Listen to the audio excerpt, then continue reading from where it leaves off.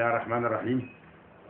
متحدث إليكم مولانا عبد الحافظ، منسق عام اتحاد القوى السياسية والمجلس الوطني الاسكندري، ومؤلف كتاب أحلام الشباب.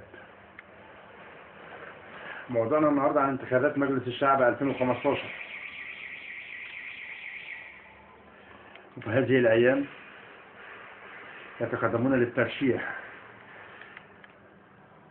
جميع الحزب الوطني المنحل، وأحمد عز يدير لقاءات في محافظة الدقهلية وفي القاهرة وفي المنصورة وفي جميع محافظات مصر، يدير لقاءات من تحت لتحت لعودة الحزب الوطني الديمقراطي لتوزيع سيولة ومال للدعايات الانتخابية، ويدير لقاءات سرية.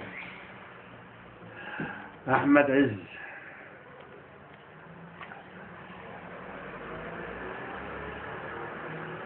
عاوز يعود الانتخابات مرة أخرى. مش كفاية 30 سنة نهب البلد 30 سنة وبكل بجاحة يخش انتخابات مجلس الشعب مرة أخرى. يحمد ربنا اللي طلع من السجن، يحمد ربنا اللي طلع من السجن، والمفروض يقول أنا ماليش دعوة بالسياسة. ده بكل بجاحة بيدير لقاءات سرية وعايز يخش مجلس الشعب ويلم جميع الفلول معاه. فين القضاء الشامخ؟ ما صدرش ليه قانون لعزل جميع من أفسادوا مصر في الحياة السياسية سابقا. هو ما فيش بند في الدستور يقول ان اذا تم عزل جميع فلول الحزب الوطني من الحياة السياسية، وازاي يتقبل ورقة في الانتخابات؟ ده انا بقولها بصوت عالي. انت افسدت البلد 30 سنة، دمرت مصر 30 سنة انت وعصابة مبارك. خلاص بقى انت هتخش انتخابات، نروح نجيبوا جمال يترشح، وعلاء كمان خدت بالك يترشح، وسوزان تترشح، ونستنى كمان سنتين ثلاثة خدت بالك يبقى في انتخابات الرئاسة محمد حسن فرج يخش يترشح. عادي، ايه المشكلة يعني؟ انت الراجل الوحيد في مصر اللي دمرت مصر. انت الراجل الوحيد في مصر، الراجل الوحيد في مصر اللي دمرت مصر. راح تخش البرلمان 2015 بفلوسك، وهي اصلا مش فلوسك، اصلا فلوسنا احنا.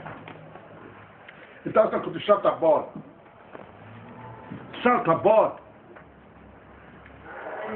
اتعاقدت مع الكفراوي وبتاع والكلام ده، خدت رايح حياتك وعطشت حديد وبتاع وبدات ماشي يا عم الله يحن عليك وسعيدك، بس سيب لنا بقى البلد ماليش دعوه بيها.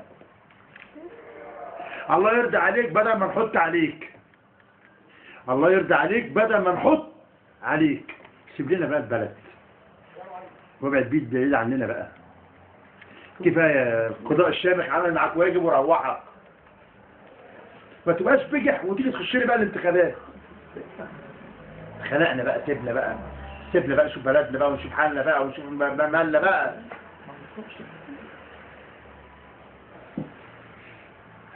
الحديد، الكلبشات،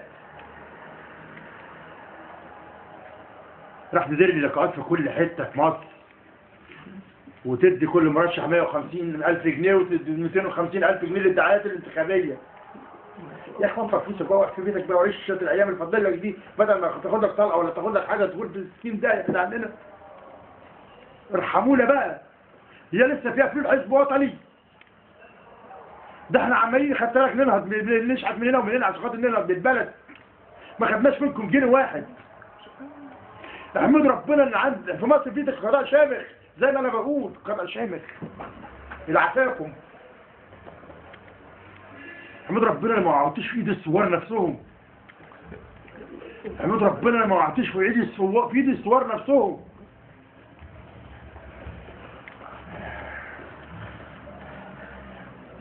راح يجيب لي فلان وفلان وفلان وفلان وفلان وفلان، والحاشية كلها عايز ارجعها للبرلمان.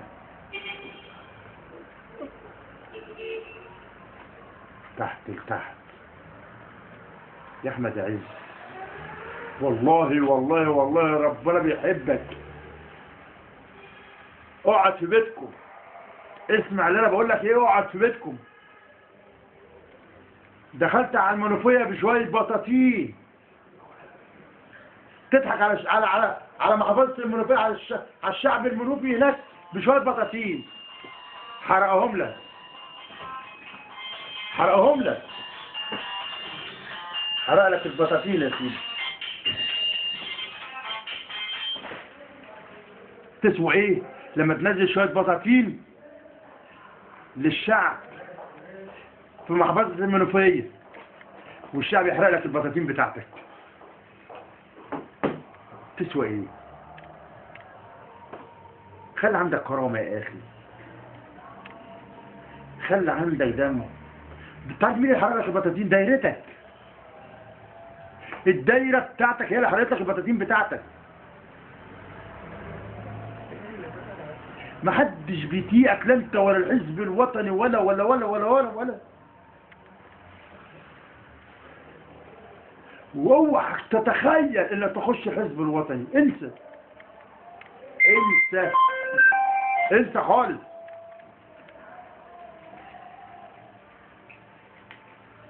وانصح كل مرشح من الحزب الوطني ما جازفش، لان مش هيتهنى بالدعايات الاعلانيه في الشوارع، مش هيتهنى بيها.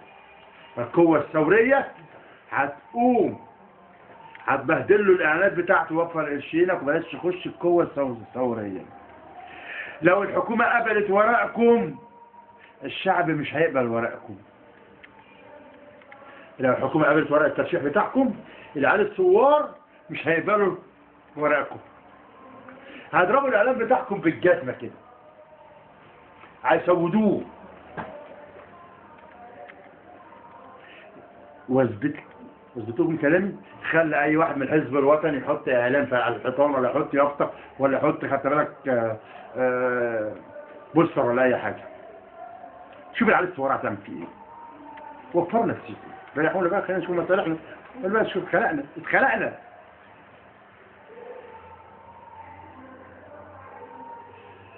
سوف اعود اليكم مره اخرى، والسلام عليكم ورحمه الله وبركاته.